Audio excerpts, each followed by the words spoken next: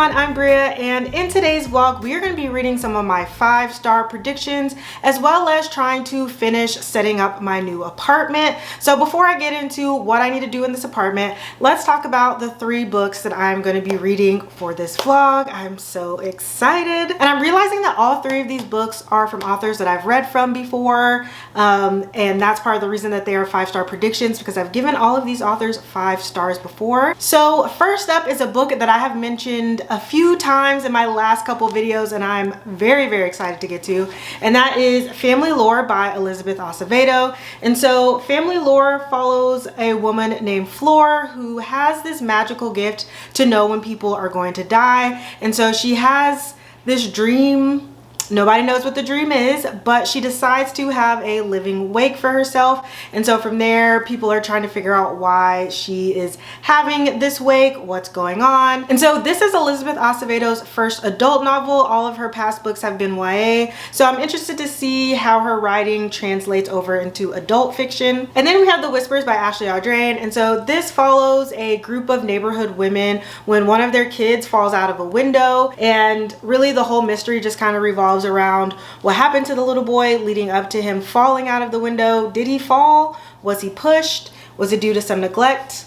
We don't know. I've read The Push by Audrain, so I'm interested to see if, you know, The Push was going to be a one-hit wonder for me, or if The Whispers is gonna slap like I'm hoping it's going to. Next up is All the Sinners Bleed by S.A. Cosby, and this follows a detective in a small town who ends up having to figure out who is the serial killer in this small town. And yeah, that's all I really know about it, but honestly, I love detective stories, and I loved S.A. Cosby's last work that I read, which was Razorblade Tears. Razorblade Tears was really high paced, and I really liked the commentary and the dialogue in there. So I'm hoping that that also happens in here, but we'll see. And I'm also super excited about all 3 of these books because they are all new releases. And I mean, like, new for me, like they all came out this year, which is, I'm not gonna lie, kind of rare for me because for whatever reason, I always get behind on reading new releases. But I'm excited that I'm finally making these a priority and I can stay hip and in the know with everybody else.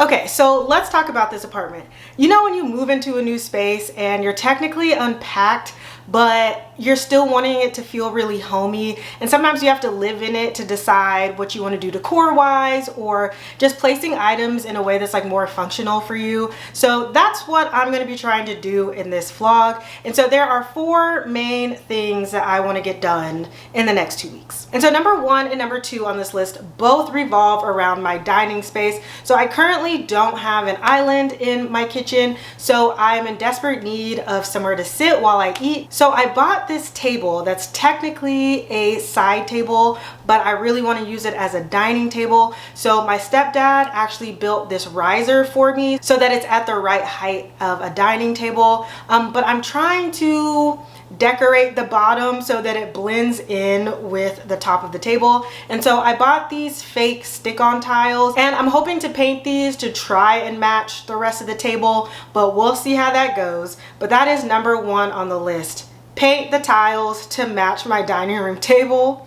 And then number 2, obviously I need somewhere to put my caboose, and so I need to build the dining chairs that I bought to go along with that table. And then number 3 is actually in this bedroom. I'm not going to turn the camera, but I have a blank wall right here, and I really feel like it needs a little something. And so I'm trying to decide what I want there, if I want something really graphic with like a lot of waves, or if I just want something that's kind of white but like has some texture. So we're going to decide that in this video, and hopefully I'm going to also create something on that wall because I'd rather create it than buy it.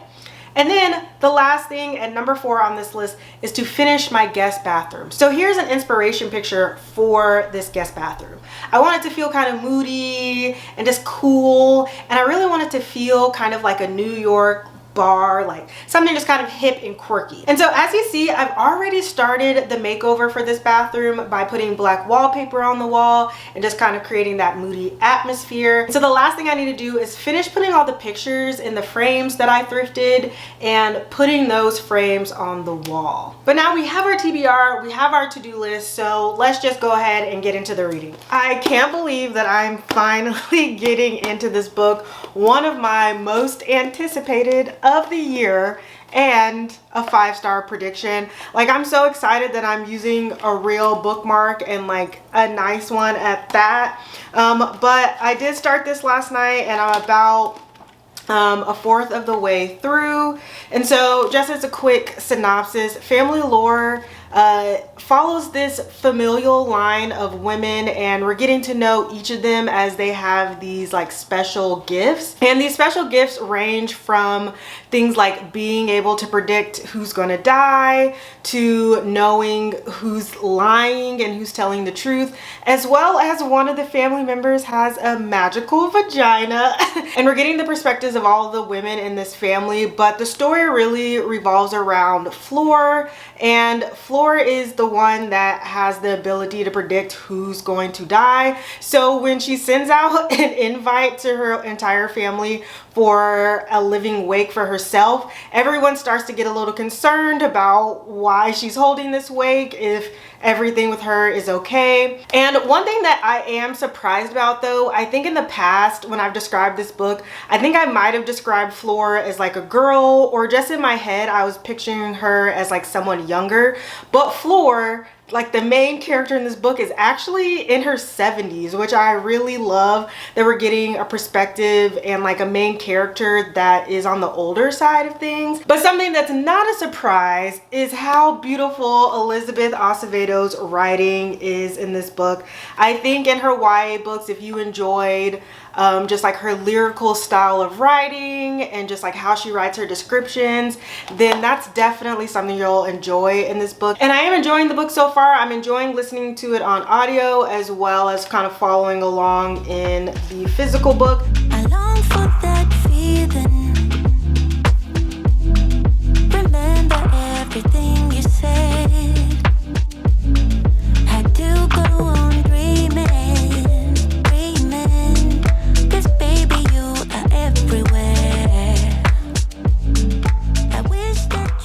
So as you guys saw last night, I did try and paint the tiles for this table. And here's the thing, it's not an exact match. And I already know that one, it's gonna bother me. Two, it took me about an hour and a half just to do those like three little rows there. So I don't think I'm gonna go with that option. And so I'm to the point now where I think I'm just gonna paint the base a color that matches the table and just call it a day. I think once I put the chairs together tonight that I'll have a better idea of what I kind of want to do with the base, so we'll put those together tonight. And so Family Lore, I am about 2/3 of the way in, and I don't know if I'm ready to discuss it because I think I want to finish it before I give my full thoughts, because I'm gonna be honest, I don't know how I feel about it, and because I love Elizabeth Acevedo so much, I really want to have like a fully formed conversation or a fully formed thought in my head before I give like a review on this. So I think I'm gonna finish this before I talk to you guys next about that. But speaking of Family Lore, I did get a few packages in the mail, which I'm pretty sure are books, and I think one of them is a final copy of Family Lore. So let's open those together. Okay, so let's open these 3 packages. This one is The Year of Second Chances by Laura Avery, and I'm trying to remember if I requested this or not. Okay, yes, I did ask for this one. Okay, because they compared this to P.S. I Love You, and that is one of my favorite like romantic movies of all time. And it follows a 33-year-old woman whose husband has died, and she gets an email from him saying he'd signed her up for online dating. Oh, okay, and then we have the last one, by Will Dean. So this is about a girl named Kaz who goes on an exclusive cruise liner with her new love, Pete. But when Kaz wakes up one of the mornings, Pete is missing, and then she walks out into the boat and in the corridor, and then she realizes that everyone on the boat is gone and she is there by herself. Kaz is the only person on board, but that's just the beginning of her terrifying journey in this white knuckle mystery. And so maybe one of these isn't family lore. Let's see. It's not. This is The Mysterious Case of Alberton Angels by Janice Hallett. And so I have a couple of Janice Hallett books. Have I read any of them? No. This just says everyone knows the story of the Alberton Angels, the cult, okay, who brainwashed a teenage girl into believing her baby was the Antichrist. When the girl came to her senses and called the police, the Angels committed suicide and mother and baby disappeared. Now true crime author Amanda Bailey is looking to revive her career by writing a book on the case. And now to build some chairs. And instead of listening to family lore, I think I'm gonna catch up on some booktube. Today's Sunday and everybody tends to post their videos on Sunday, and I wanna catch up. I wanna see what everybody's talking about. So let's do that. 'Cause I don't want nobody else. I'm not afraid to be alone, new beginnings. I'm not afraid to overcome every feeling that I have. So take me in your arms. Yeah. 'Cause nothing can really hurt us unless we let it grow. Forget about the past. Baby, we can make it last. It's better when it's me and you. I've been sitting here staring at this camera for like a minute trying to figure out what I'm gonna say and hype myself up to talk about family lore because I know how highly anticipated this book is for a lot of people, so I want to try to choose my words carefully. Just as a recap, this book is about this family of women, and it talks about the experiences they have in their lifetime as well as like the relationships in their lives, not only among themselves but in their romantic relationships as well, and just some of the experiences that they've had that have really shaped them as women. And I know I mentioned before that one of the bigger plot points of this book is a character named Fleur who has a gift, and that gift is to know when people are going to die. So let's talk about these gifts and this plot point for a second. Both of those are very loose pieces of this book, okay? This book really isn't plot driven, so if you are going into it thinking that those gifts and the plot of her having this living wake is going to play a very big part of the story, it doesn't. Let me just say that. So I think I struggled with this book a bit because it is very character driven. It is very slice of life, very kind of literary fiction, and none of those things usually work for me. And this book is no exception to that rule. And I feel like I've enjoyed character-driven books before, but I think the downfall of this story is that there are so many characters. And because they are all related and they are always interacting with each other, it was really hard to keep up for me of like who was who. And there is a like table of principal persons in the front, and so there's a list of like 15 people on here, probably more than that, and I actually did have to reference this multiple times, but even then I was still just getting lost, and it would kind of take me out of the reading experience because I would be like, wait, who is this again? And then when it came to the gifts, I know I kind of made a joke about like, ooh, she has a magical vagina, but like I didn't really enjoy that or the other gifts the way that I thought I was going to. So yeah, I'm not gonna lie, I'm a little disappointed in this, and I think it's disappointing for me just because I think I went into it with a little bit of the wrong expectation, but also I'm not gonna blame that completely on me just because I feel like the way that this synopsis is written, you think that it's going to be more plot driven than it is. But if you are someone who enjoys slice of life books and you enjoy books that are very character heavy, then I think that you should pick this up and that you might enjoy it more than I have. And I will say though, if you've read anything by Elizabeth Acevado before, her voice and her writing style is still very clear in this.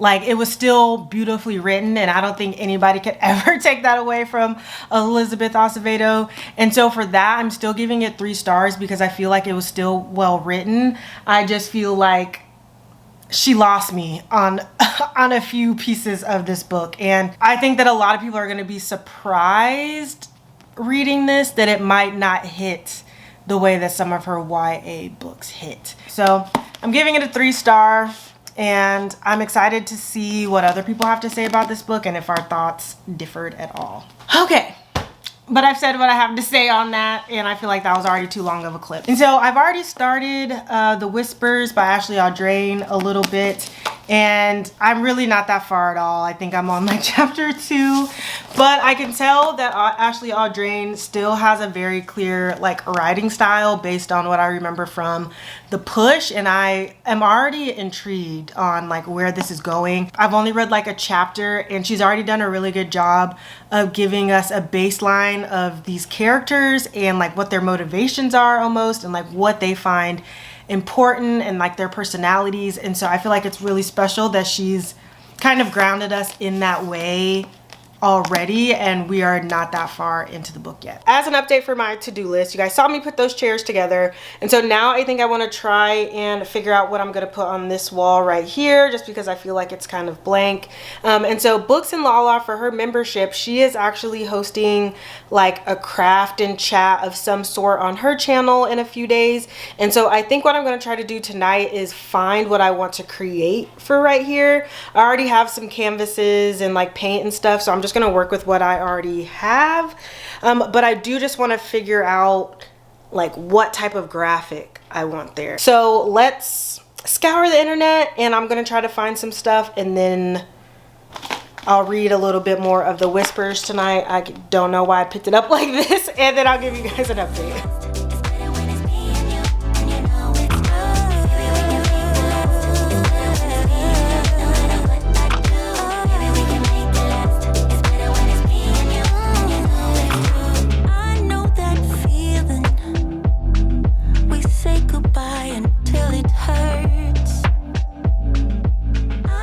So I'm about 2/3 of the way through The Whispers by Audrain, and this story starts off at, I think it's a child's birthday party, and the host, she wants to come off like she has everything together, but things start to go a little bit downhill when everybody at the party hears her like pop off at her son, and she pops off in a way where people are like, ooh, I was not expecting that from you, and now things are awkward. And so when her son falls out of his bedroom window a few months later, we get to learn about her as a mother, but we also get to learn about 3 other women in this like semi-affluent neighborhood that is connected to this family where the son fell out of the window.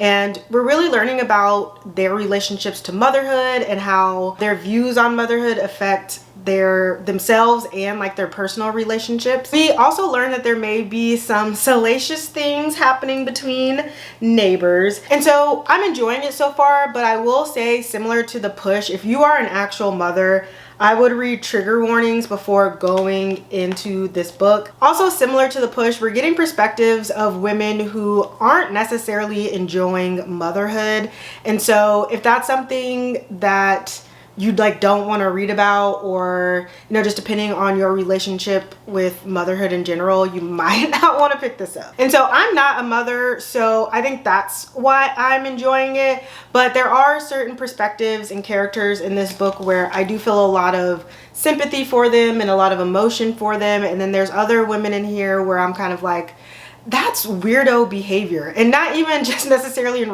relationship to them being a mom, but just how they're just reacting to certain situations. I'm also finding that there are certain perspectives, because in this book we are in the perspective of these 4 women at different times, and I'm liking the fact that I'll be reading one perspective and I'm like, ooh, like I really don't want to stop reading this perspective. And then we'll switch, but then I'm like, ooh, I forgot. Like I really wanted to see what happened with that perspective too. So for the most part, I'm still enjoying all of the perspectives.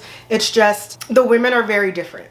We'll say that. I will say that right now, this is probably reading at like a 3.5, 3.75. But with the push, it didn't solidify a 5-star rating for me until the last page. So I'm definitely not giving up hope on this one. This one could still end up being a 5-star, just depending on what actually Audrain ends up doing with the ending. Because right now we're definitely getting some secrets revealed from all of the women. Some of them specifically pertaining to the boy who fell out of the window, but other secrets where it's just kind of like feels like it's building up to something. And so I'm just really interested to see what the full story is for each of these women and like just kind of how it wraps up for them. So I definitely am invested. I feel like I can knock out this last like 100 pages tonight. So definitely gonna try to finish that up.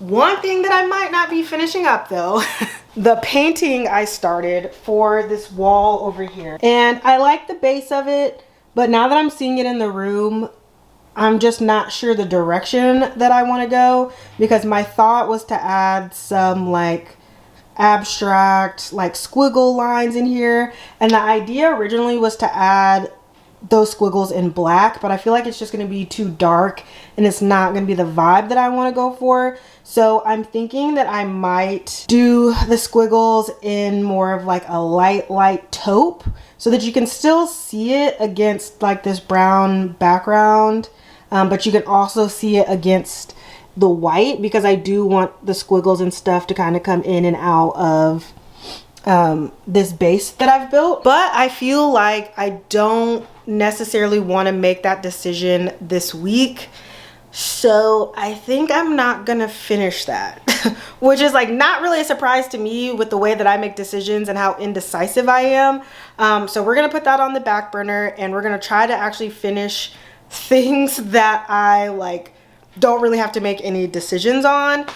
So tomorrow we're gonna focus on the bathroom, finishing that up, putting all my pictures up on the wall. That way I feel like we got most of the stuff on the list done. But the next time you guys see me, I will have finished this and we will be on to a new project.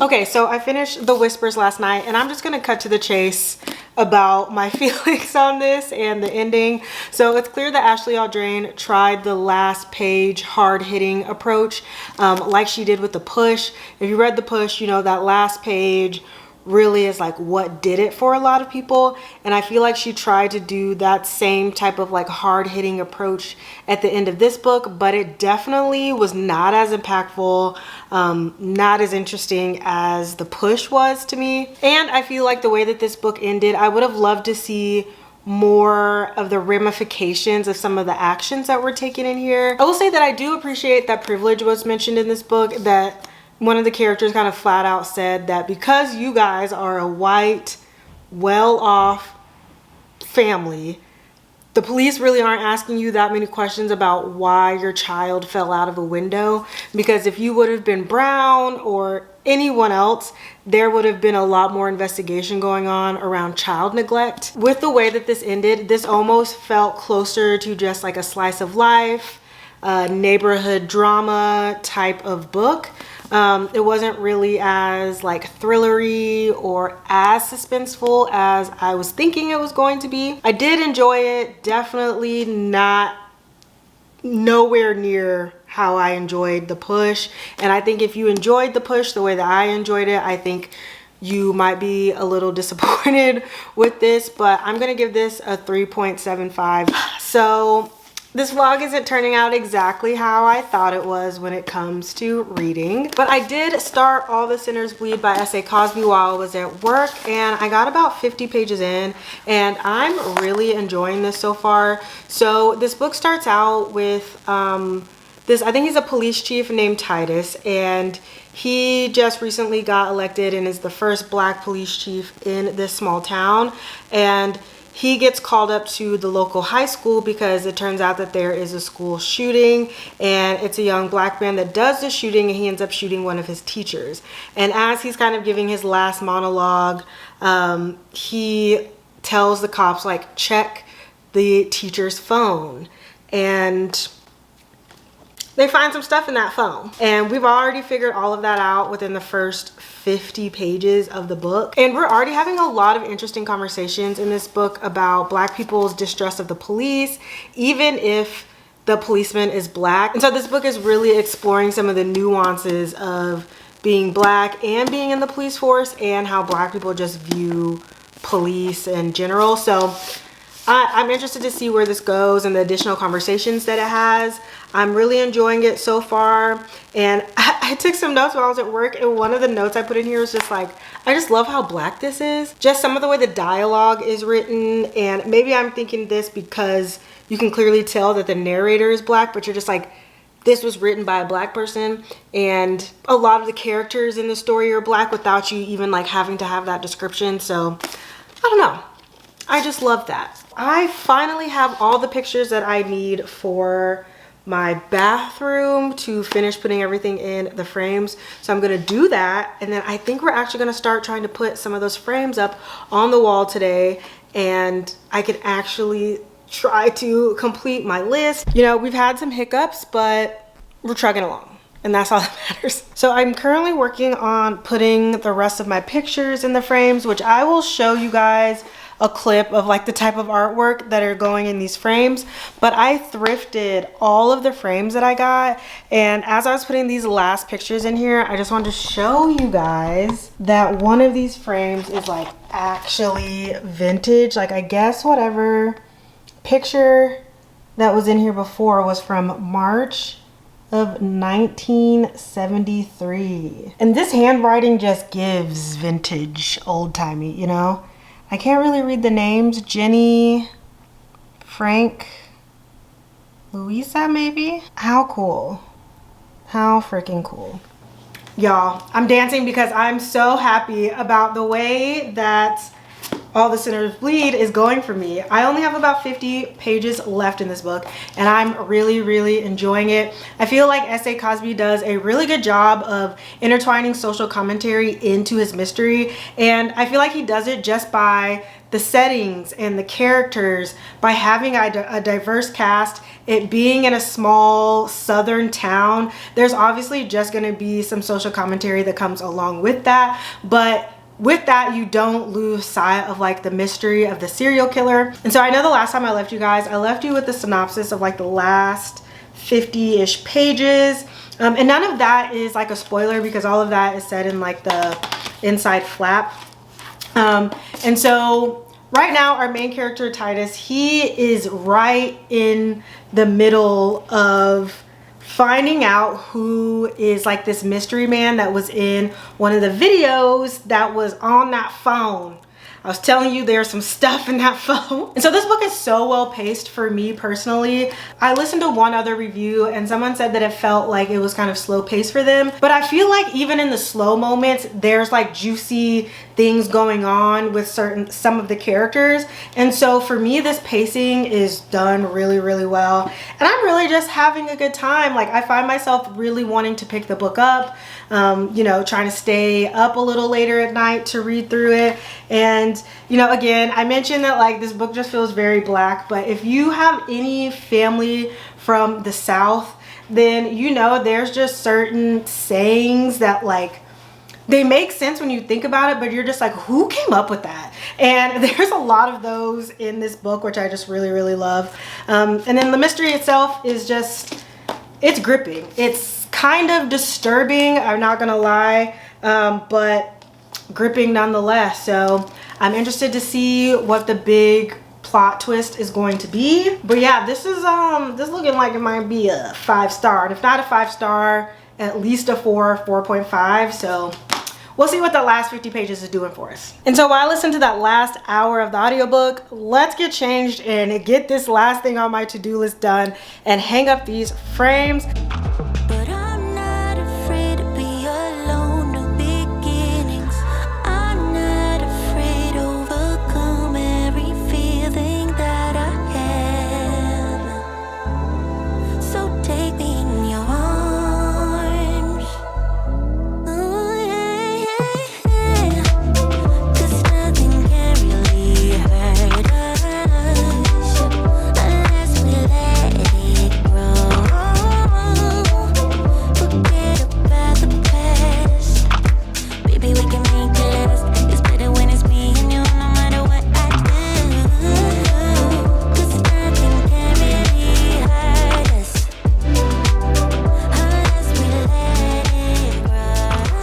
Okay, so I did finish All the Sinners Bleed last night, and I feel like my thoughts have been all over the place, but in a really good way. So this book has a lot of layers to it, and I feel like a lot of the surprises and revelations really come from like the inner workings of this small town, as well as like how some of the people in charge are just really corrupt. And I will say, when it comes to figuring out who this serial killer is, you do really get an idea of who it is way before like the 50-page mark, which isn't something that I'm necessarily used to in thrillers. But honestly, like, I didn't mind it because I feel like a lot of detective stories, they aren't good detectives. So like the detective doesn't figure out who it was until like the very end, and it's like, if you're good at your job, you should have been able to figure this out a little bit sooner than when everybody else figured it out, you know? And so I wasn't necessarily used to that aspect because I was expecting there to be like another twist or surprise at the end, because our detective does have an inkling about who might be the serial killer. Not too close to the end, but as you see in this clip last night, there was a part that just took me off guard, and it's something that took me off guard through a lot of the book. And it's just that all of these killings that happen in the book are just really vivid and really detailed and kind of gory. So I don't think it's something where a lot of people would, you know, feel squeamish about, but I definitely just want to throw it out there that it's vivid, okay? It feels like you're there sometimes when these killings are happening, so just be forewarned about that. So overall, I'm giving this a 4.5 stars. I really enjoyed it. The only reason it didn't get a full 5 stars was because I think I would have preferred maybe just like an additional twist at the end, but other than that, 4.5 stars. S.A. Cosby is shaping up to be one of my favorite thriller authors ever. And so if you enjoyed Razorblade Tears, I'd recommend this book. If you enjoy crime fiction, I'd recommend this book.